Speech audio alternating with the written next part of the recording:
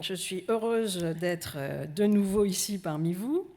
Donc on va voir ensemble sur une quarantaine de minutes plusieurs choses.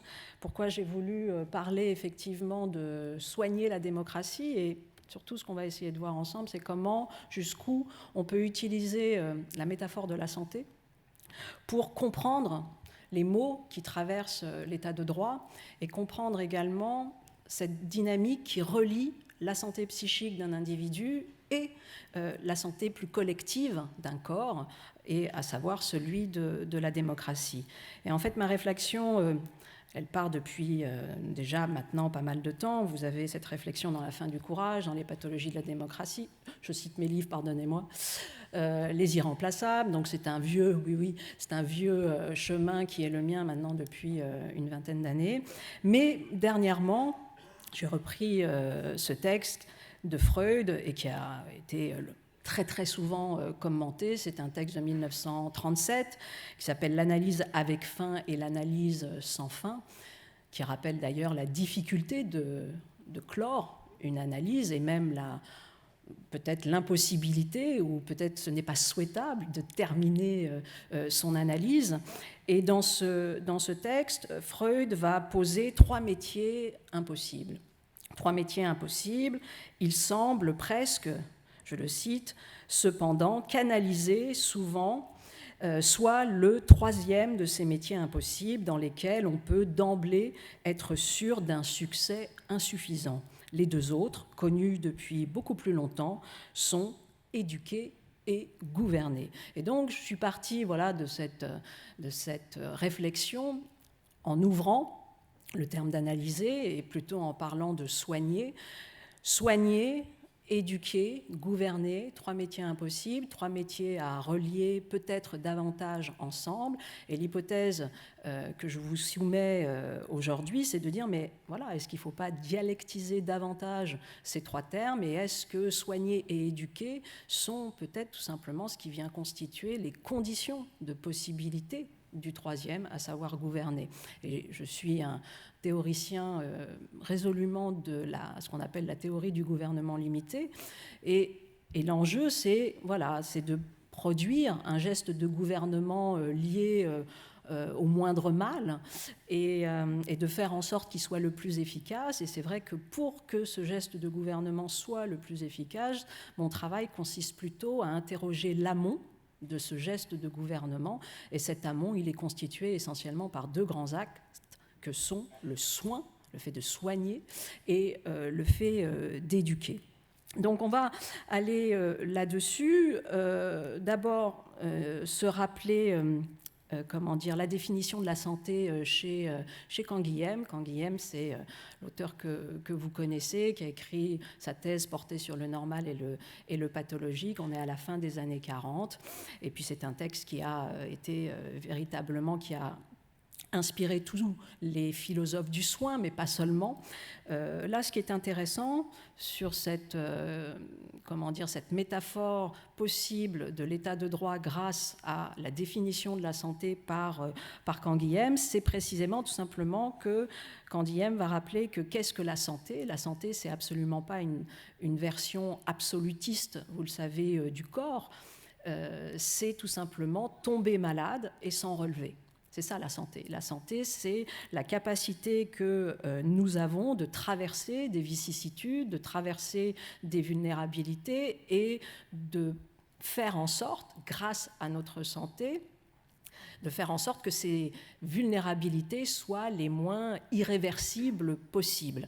Et je dirais que c'est la même chose dans l'état de droit. L'état de droit ne se situe pas, si vous voulez, du côté de quelque chose qui fonctionne parfaitement, mais au contraire, il y a une espèce d'immunité à mettre en place, une immunité démocratique qui consisterait à faire en sorte que nos régimes soient les plus à même de traverser des vicissitudes, de traverser des maladies et bien évidemment de s'en relever. Donc ça, c'est je dirais, intéressant. Et ce qui est intéressant également chez Canguilhem, c'est de voir qu'il voit la maladie de manière beaucoup moins déficitaire que nos perceptions classiques. La maladie, ce n'est pas simplement une approche quantitative de dérèglement, c'est souvent une transformation de la relation qualitative du malade à son milieu. Alors, la version déficitaire, c'est, Canguilhem dit, c'est un sentiment de vie contrarié. C'est éventuellement une atteinte sur le sentiment du futur. C'est le fait qu'un individu se sent malade à partir du moment où il ne peut plus faire vivre son caractère insatiable, hein, c'est le terme qu'il utilise, par rapport à toute sa potentialité. À partir d'un moment où un individu est touché dans sa potentialité, il a un sentiment, effectivement, d'être malade. Donc ça, c'est le côté un peu déficitaire. Mais le côté positif, dit Canguilhem, c'est que c'est une expérience positive d'innovation du vivant. Et c'est là où la maladie peut être un point intéressant. Et c'est d'ailleurs ce qu'il rappelle, c'est-à-dire que avant de constituer un logos, la médecine est un logos, il y a le pathos de la maladie. Et donc c'est véritablement par cette maladie que va se constituer un savoir, celui de la médecine, ou tout simplement celui de la régulation démocratique pour ce qui est de notre exemple. Et donc on a cette expérience positive d'innovation du vivant, cette réaction, dit-il encore, je le cite, cette réaction généralisée. Qu'est-ce que c'est la maladie? C'est pas simplement un déséquilibre, c'est pas simplement une disharmonie, c'est un effort thérapeutique produit par la nature à l'intérieur de l'homme pour obtenir un équilibre nouveau et avoir cette réaction généralisée à intention de guérison. Alors je vous raconte tout ça pourquoi? Voilà, parce qu'en fait, c'est ça, la santé, la maladie, c'est inventer des nouvelles normes de vie. Hein. Et je pense que là, dans l'état de droit, sans cesse, nous avons à produire des nouvelles normes de vie, des usages du monde nouveau et qui nous permettent précisément de relever à chaque fois les défis qui sont les nôtres, aujourd'hui ceux de la mondialisation. Et notre démocratie montre sa vigueur quand elle est capable de tolérer, hein, de la même façon que la santé est capable de tolérer, je cite encore Canguilhem, des infractions. C'est très joliment dit, à la norme habituelle. Hein, il dit encore, voilà, une marge de tolérance des infidélités du milieu. Voilà, et donc c'est ça, hein, c'est notre tolérance. On voit d'ailleurs que chez ceux qui ont des psychoses fortes, très souvent, c'est parce qu'ils ont une intolérance à l'incertitude très forte et qui monte comme ça de manière très très considérable la question de l'angoisse. Donc on voit très très bien que cette marge de tolérance par rapport à des infractions, par rapport à la question de la norme, elle nous permet de mieux comprendre comment en fait une démocratie produit sa normativité, hein, en se confrontant chaque fois à, bien évidemment, cette déconstruction, encore une fois, de ce qui est un regard absolutiste sur la définition de la démocratie. Alors, autre point qui est important, et c'est un des héritages clés dans mon travail également, c'est tout ce qu'on appelle l'éthique du care, d'un grand geste, là aussi, l'éthique du care de Winnicott, psychiatre, jusqu'à Joan Tronto, les années 90, et qui a pensé une politique du care. Alors, qu'est-ce qui est intéressant ici? Le care, hein, qui peut être traduit par le prendre soin, le soin, la sollicitude.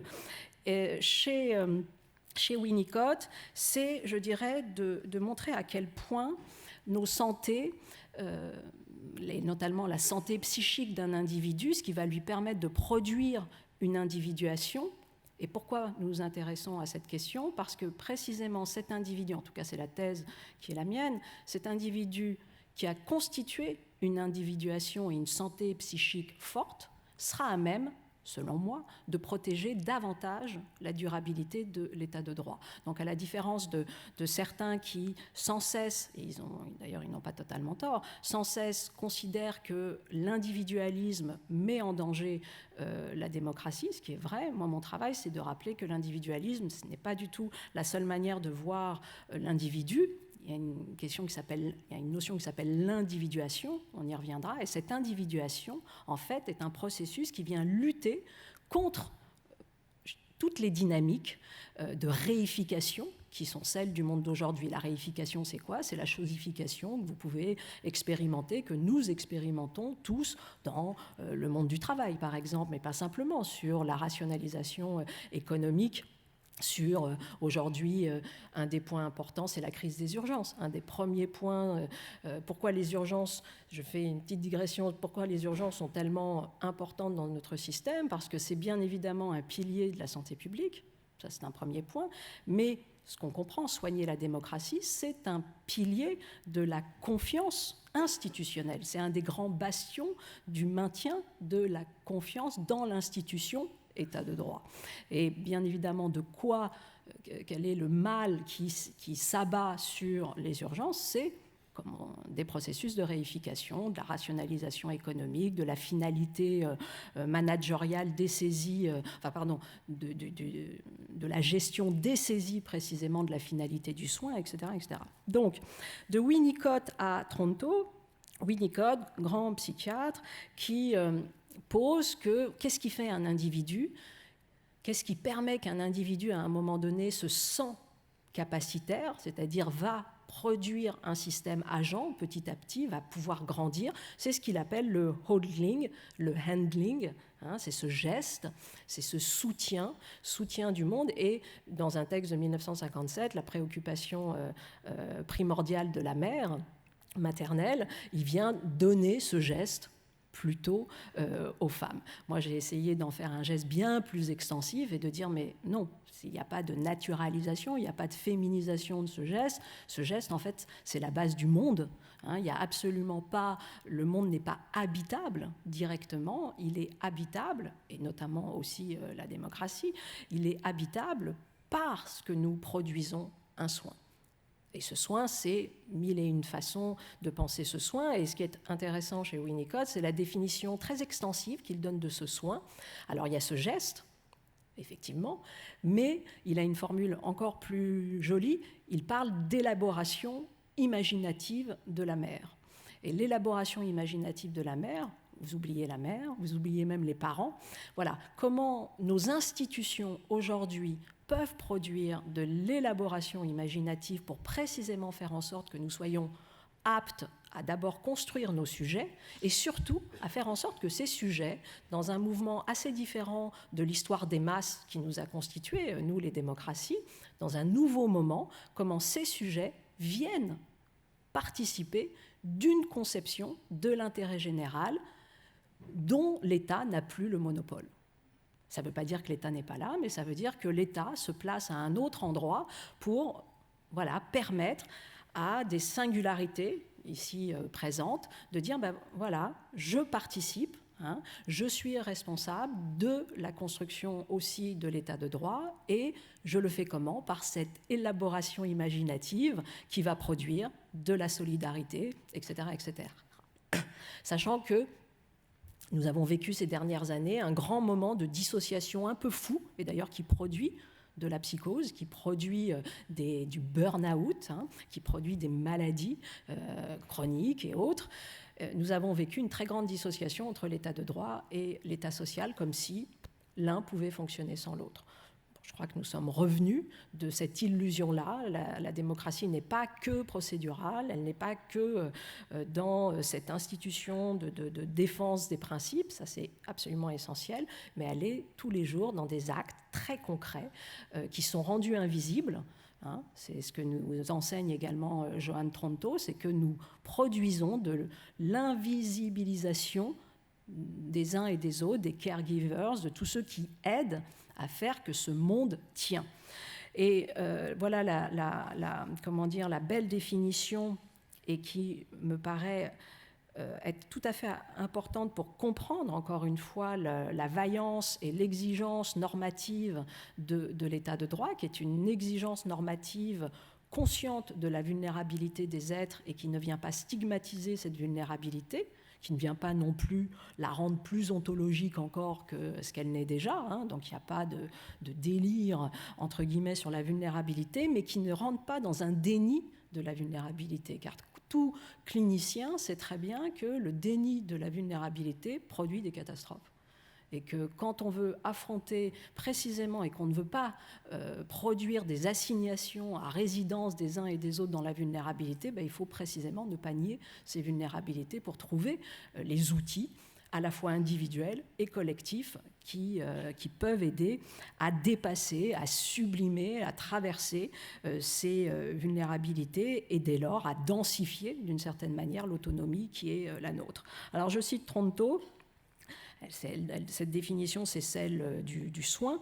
Qu'est-ce que c'est? C'est l'activité caractéristique de l'espèce humaine qui recouvre tout ce que nous faisons dans le but de maintenir, perpétuer et de réparer notre monde, afin que nous puissions y vivre aussi bien que possible ce monde qu'opprend nos corps, nos personnes et notre environnement, tout ce que nous cherchons à relier en un réseau complexe en soutien à la vie. Voilà. Cette définition-là, elle est à la fois, elle peut nous expliquer ce qu'est la solidarité, ce qu'est l'état social et en fait ce qu'est l'état de droit.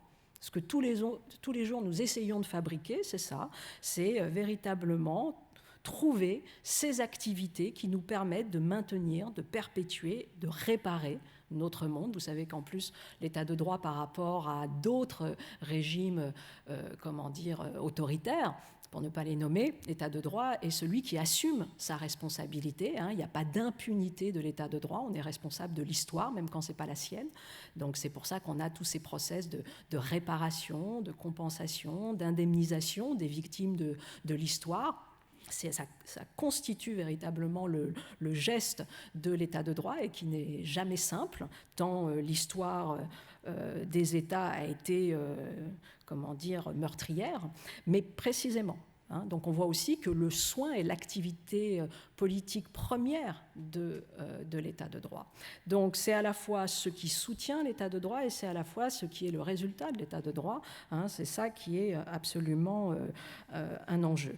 Donc ça c'est de Winnicott à Tronto, vous avez tous ces continuums qui montrent que tout simplement ces continuums du soin qui ont été portés d'abord par les parents, dans la mesure du possible, par l'école, par les institutions, par les tiers résilients que nous rencontrons toute notre vie. Tous ces continuums du soin nous permettent d'accompagner un sujet et de produire des conditions d'organisation et de structuration de notre société plus vaillantes. Alors ça ne veut pas dire que quand on n'a pas pu bénéficier de ce soin, on sera incapable d'aider au maintien de sa propre santé psychique et de la santé démocratique plus collective, mais ce sera quand même un tout petit peu plus compliqué. Et je dirais que l'enjeu premier dans un état de droit, c'est de faire descendre le niveau du politique au niveau de l'éducation et du soin, et de comprendre que ça se situe aussi là, hein, et que ça ne se situe pas simplement sur la question essentielle du bon gouvernement. La philosophie politique, aujourd'hui, elle doit bien évidemment aller investiguer de façon très très forte les deux autres grands versants de la question du gouverner, que sont l'éducation, l'éduquer et le soigner. Alors, pour le dire encore autrement et de façon un peu plus désagréable, je vais aller voir précisément qu'est-ce que c'est qu'une santé malade, qu'est-ce que c'est que quelqu'un qui, à un moment donné, psychiquement, a été, qu'est-ce que c'est les ravages, si j'ose dire, de la réification et du manque de soins, et qu'est-ce que ça produit. Alors, rapidement, parce que c'est pas... Mais vous avez des grands auteurs qui ont travaillé cette question, à la fois au niveau individuel et au niveau collectif. Je vais en citer essentiellement deux, même trois. C'est Nietzsche, avec la question du ressentiment. C'est Scheller, on va y revenir, avec un texte important qui s'appelle L'homme du ressentiment en 1912. Et puis, plus proche de nous, le texte bien connu, La psychologie de masse du fascisme, un texte de 1933 de Wilhelm Reich. Et au même moment, il y avait Hermann Brock également qui faisait sa théorisation de la folie des masses. Et là, on voit très clairement comment santé psychique et santé démocratique, tout d'un coup, forment un tout, et que l'absence de soins produit ce que Hermann Brock a appelé la conversion en irrationalité des masses. Alors moi, je ne parlerai pas de conversion, je prendrai plutôt le travail de Wilhelm Reich pour expliquer précisément la responsabilité des masses. Et la responsabilité donc des individus, parce que les masses, ça n'existe pas. Donc la responsabilité des individus, alors que très souvent nous avons, en tout cas c'est ce qu'on nous enseigne dans une version de l'histoire un peu réifiée, elle aussi, la version du grand homme méchant qui a fait que la foule s'est convertie. Non, Wilhelm Reich explique que pas du tout. La foule est convertie et c'est elle qui attrape un certain type de personnalité et qui en fait quelque chose pour précisément faire vivre cette pulsion de réaction et le ressentiment qui petit à petit s'est mis en place dans ce que Reich appelle la foule paupérisée. Alors, prenons Scheller. C'est très intéressant là aussi parce que, donc, texte 1912, qu'est-ce que c'est que le ressentiment ? Le ressentiment, c'est, dit-il, cette expérience, cette rumination d'une réaction affective dirigée contre un autre. On verra très vite qu'après, il n'y a même plus besoin d'un autre. Donc, réaction affective dirigée contre un autre. Qu'est-ce qui se passe ? Ce sentiment pénètre de façon très profonde le cœur de l'homme et il se fait une espèce de double mouvement où plus le ressentiment va dans le cœur de l'homme, moins l'homme est capable d'agir au sens premier du terme, c'est-à-dire de forger une théorie de l'action. Donc forger une théorie de l'action, c'est tout à fait différent avec bien évidemment le passage à l'acte. Donc voilà, on a un sentiment qui pénètre en profondeur le cœur de l'homme tout en abandonnant le terrain de l'expression et de l'activité. Je cite Scheller. Plus le ressentiment opère, plus la personne est impactée en son sein et bien évidemment il y a un processus d'affaiblissement du sujet. Et l'affaiblissement du sujet, c'est une capacité d'agir qui va tout d'un coup entrer en déliquescence. Et ce qui est très intéressant, c'est de voir qu'au même moment, plus le ressentiment opère, plus le besoin de réparation, le besoin de soins, devient inassouvissable. Et c'est ça qui est problématique. C'est-à-dire que ce sont des gens qui, petit à petit, se rendent impossibles à soigner, dans le déni et dans le rejet de la réparation. Et donc, quand vous rentrez comme ça dans la folie du ressentiment, je pense très sincèrement que le ressentiment est l'objet clinique essentiel de la cure analytique. Ce n'est pas la recherche de la vérité, des origines, de ceci, de cela, c'est véritablement la lutte pour faire en sorte que le ressentiment en soi ne prenne pas la main. Nous traversons tous des moments de ressentiment. Ce n'est pas pour ça que nous sommes figés et cristallisés par lui. Et de la même façon, je pense résolument que l'objet de l'état de droit, c'est de trouver les outils collectifs pour précisément faire en sorte que ce ressentiment ne prenne pas la main dans l'état de droit. Et c'est là où le travail entre psychanalyse et philosophie politique peut s'articuler. Et donc, qu'est-ce qui se passe ? À ce moment-là, dit Scheller, on a le ressentiment commence souvent par la réaction affective dirigée contre un autre. Il parle d'hostilité déterminée et l'espèce de vaillance totale, de vigueur comme ça pulsionnelle du ressentiment est tellement forte qu'à un moment donné, il n'y a même plus besoin effectivement que ce soit déterminé. L'hostilité devient indéterminée, grosse, dit-il, d'une infinité d'intentions hostiles. Et là où on retombe sur nos pattes avec la métaphorisation de la santé, c'est qu'il parle d'auto-empoisonnement. Le ressentiment, c'est quoi ? C'est un auto-empoisonnement. Et il faut comprendre qu'aucun objet n'est digne de notre rumination. Pourquoi ? Parce qu'à partir du moment où nous commençons à ruminer autour d'un objet, c'est cet objet qui prend la main sur nous, qui prend une emprise sur nous, et on a un sujet qui devient captif de cette rumination. Et bien évidemment, ça provoque quoi ? Ça provoque du délire, de persécution chez le sujet, ça provoque un délire victimaire, paranoïaque, etc. Et quelqu'un qui rentre dans un délire victimaire, qui rentre dans ces postures comme ça psychotiques, n'est absolument plus à même de produire un acte plus raisonnable de construction de l'état de droit. Il n'en a plus la possibilité physique ni psychique. Donc c'est pour ça que c'est important de comprendre tout de même que cette santé, elle est la clé du maintien de notre état de droit. Donc ça, c'est ce qui est posé chez Scheller, et Scheller montre bien que, voilà, comme cette haine de soi, elle est absolument intenable, le sujet n'est pas fou, le sujet se protège, et comment il fait ? Il se protège en renversant la stigmatisation, et donc en transformant la haine de soi en haine des autres, pour précisément, et donc c'est du dénigrement, c'est, etc., etc. Et ensuite, il va aller chercher celui qui va pouvoir faire valoir cette haine des autres. Et ça, vous l'avez dans un autre grand texte, donc je l'ai dit tout à l'heure, qui s'appelle « La psychologie de masse du fascisme », 1933. Alors c'est très intéressant parce que là, comment dire, Reich va nous dire, voilà, je dis ça parce que souvent on entend cela, on entend ah mais moi je fais pas de politique, je sais pas, en tout cas moi je l'entends souvent, moi je fais pas de politique, c'est pas, voilà. Et là il y a un petit passage sur le moi je fais pas de politique qui est très intéressant, je vais le lire si je le retrouve, hein, parce que c'est pas sûr, mais voilà.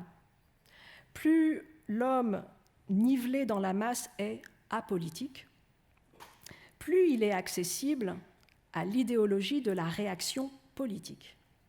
L'attitude apolitique n'est pas, comme on pourrait le croire, un état psychique passif, mais une prise de position très active, une défense contre le sentiment de sa propre responsabilité politique. Bon. Donc ça, ce que va nous montrer Reich, c'est il va sortir, si vous voulez, de cette fantasmatique d'expliquer le fascisme par la personnalité d'un être, Mussolini ou autre, en l'occurrence là aussi le succès du nazisme par la personnalité d'Hitler. Donc il va véritablement sortir d'aller expliquer ça par cela, en expliquant au contraire que c'est la structure autoritaire, antilibérale et anxieuse des hommes qui a permis à la propagande d'accrocher les masses, et c'est la raison pour laquelle l'importance sociologique de Hitler ne réside pas dans sa personnalité, mais dans ce que les masses ont fait de lui. Et donc, on voit très bien qu'on a, voilà, petit à petit, je disais tout à l'heure, Hermann Brock va parler de conversion en irrationalité de la foule, mais en fait, on voit très bien que plus le ressentiment est présent, et ce ressentiment, il est né d'où ? Il est né précisément de sociétés qui ont produit de la réification, qui à un moment donné ont oublié que le soin, que l'état de droit ne reposait d'abord exclusivement que sur l'état social.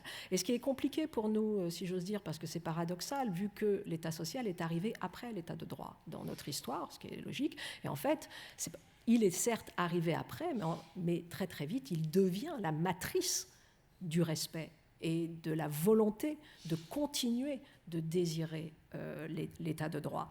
Et donc tout l'enjeu, c'est, dit Reich, de bien faire attention de ne pas produire chez les individus, et ça se joue dans le moment du soin, le soin des parents jusqu'au le soin de l'école, le soin des institutions, et puis bien évidemment dans l'éducation, de ne pas produire ce qu'il appelle la base caractérielle de ces attitudes. Et la base caractérielle de ces attitudes, là aussi, je cite, et là, vous allez voir que la supercherie se fait à ce moment-là, elle peut avoir lieu. Pourquoi ? Parce que, dit-il, Voilà. Il s'agit donc de découvrir les fonctions énergétiques. Voilà ce que c'est l'objet de l'état de droit, mais dans l'autre sens. Il s'agit donc de découvrir les fonctions énergétiques qui, elles-mêmes, conditionnées par l'éducation et l'atmosphère sociale, le soin, transforment les structures humaines à tel point que peuvent s'y développer des tendances d'un caractère aussi réactionnaire et irrationnel que les individus, en s'identifiant, on est en 1933, au Führer, ne ressentent même plus l'affront qui leur est fait par la désignation de sous-hommes. Bon. Donc, on est à un moment donné, grâce à la réaction et grâce, parce que précisément ne s'est pas produit un certain type d'acte dans ce qui vient être en dessous de la question du bon gouvernement, on est à un moment donné dans un revirement qui met considérablement en danger le soin. Alors, pour conclure, parce qu'on a vu, on a balayé très très vite les héritages un peu freudiens, les héritages du Caire, de Winnicott, de Tronto, Canguilhem, de Scheller et de Reich. Alors aujourd'hui, voilà, comment on fait pour produire, ce soin. On produit ce soin, je dirais, véritablement en revenant à cette vieille question de, je pense, qu'est-ce que le souci de soi ? Et qu'est-ce que le souci de soi, même d'abord de façon antique, c'est-à-dire c'est pas le souci de soi sur ma petite personne, mais c'est comment nous faisons en sorte que nous tous, nous produisions des gestes capacitaires, donc du soin, parce que le soin, c'est rendre capacitaire, se rendre capacitaire, et rendre capacitaire autrui, pour que précisément nous ayons, nous tous ici, des moyens de résister à la frustration, parce que c'est une autre manière de parler du ressentiment. Et comment on résiste à ça, à ce ressentiment qui est encore une fois constitutif de l'être humain, parce que les failles, parce que le manque, parce que la différence entre l'idéal du moi et ce que je suis, parce que les violences du monde, parce que les injustices du monde, etc. etc. Donc il ne s'agit absolument pas de rentrer dans une acceptation, ce n'est pas un programme uniquement stoïcien que je vous propose, mais il s'agit de rentrer dans la sublimation. Bon. Et là, il y a plusieurs chemins. Le soin est un faire-œuvre. Donc il s'agit de se mettre au travail. Et le work, on se souvient bien évidemment de ce terme-là. En anglais, il est intéressant parce qu'il montre, je dirais, le work au sens du grand œuvre, le work au sens de work in progress, le work au sens de travail. Donc, faire œuvre, rentrer dans ce processus du faire, redevenir irremplaçable. Moi, c'est comme ça que je l'ai traduit dans mes ouvrages, c'est-à-dire véritablement comprendre que nous, aujourd'hui, participer de la conception de l'intérêt général, non seulement protège la démocratie, mais protège notre santé psychique. Et que notre santé psychique vient protéger la démocratie. Et donc, on n'a peut-être jamais été, parce que c'est aussi notre histoire, parce que ce sont des niveaux d'éducation qui sont les nôtres, des niveaux d'autonomie aussi qui sont très importants. C'est un nouvel âge de cette démocratie où la question de l'individu, la question de la singularité, elle est peut-être en premier point dans cette conception de l'intérêt général, et qu'elle n'est pas nécessairement, comme on peut nous le faire croire souvent, comme ce qui viendrait inventer des intérêts particuliers et restreindre la conception de l'intérêt général. Donc, moi, j'ai travaillé autour de la question de l'individuation. J'ai proposé 3 chemins. Je ne vais pas les développer ici. Je vais simplement lancer les termes et vous irez patiner seul avec ces termes. L'imagination vera, donc l'imagination vraie, donc, qui est une vieille notion de la Renaissance de Paracelse à aujourd'hui, qui a été, et qui explique que notre premier grand rapport avec le réel, c'est de bien comprendre que le réel et la réalité sociale d'ici et maintenant, ce n'est pas la même chose, et que donc notre rapport au monde, notre rapport au réel passe par l'imagination. Et donc l'enjeu étant vraiment, à chaque fois, on reprend Canguilhem, d'inventer une nouvelle norme de vie, qui bien évidemment fait face aux vicissitudes qui est les nôtres. Le deuxième terme, c'est le Praesium Doloris. Fait des livres entiers là-dessus. Alors, le Praesium Doloris, c'est la question de la douleur. Moi, je n'ai absolument pas de vision doloriste de l'individu. Je ne pense pas que l'individu doit traverser la douleur pour être un vrai sujet. Pas du tout. Je vois même très souvent l'inverse. Mais en revanche, ce que je sais, c'est qu'être un vrai sujet est douloureux. Donc, oui, il y a un rapport très particulier avec la douleur. Et donc, à un moment donné, il faut, bien sûr, là aussi, c'est là où la santé, l'intérêt d'une métaphorisation avec la santé peut nous aider, parce que c'est aussi ça, la santé, c'est lutter contre la douleur, c'est apprivoiser un certain type de douleur, etc. Et puis, c'est la question du risque, de comprendre qu'il y a des risques à prendre et que le soin, parfois, nécessaire. Vous vous rappelez, marge de tolérance, tolérance à l'incertitude. La tolérance à l'incertitude est un signe de bonne santé. La tolérance, si vous n'avez aucune tolérance à l'incertitude, vous allez basculer dans des angoisses délirantes.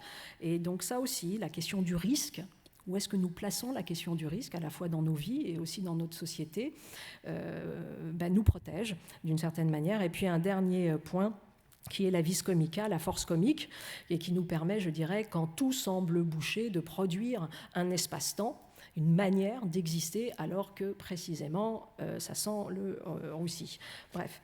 Donc, pour terminer, voilà, la déconstruction de la réification, c'est un objet, je dirais, qui est le nôtre dans l'éducation, absolument nécessaire, en tant que parent, en tant qu'enseignant, parce que l'éducation se joue partout. Aujourd'hui, les entreprises sont devenues aujourd'hui des lieux d'université des savoirs, au sens comme ça moins académique du terme, mais tout aussi important. Donc c'est la déconstruction de la réification, le soin, c'est la déconstruction du panoptique. C'est un vieux terme, là aussi, qu'on connaît chez Bentham, qu'on connaît chez Foucault. Le panoptique, c'est quoi? Vous savez, c'est cette prison parfaite où chacun peut voir, ou en tout cas celui qui surveille peut voir sans être vu. Nous, aujourd'hui, le panoptique, il est généralisé, ça s'appelle les réseaux sociaux.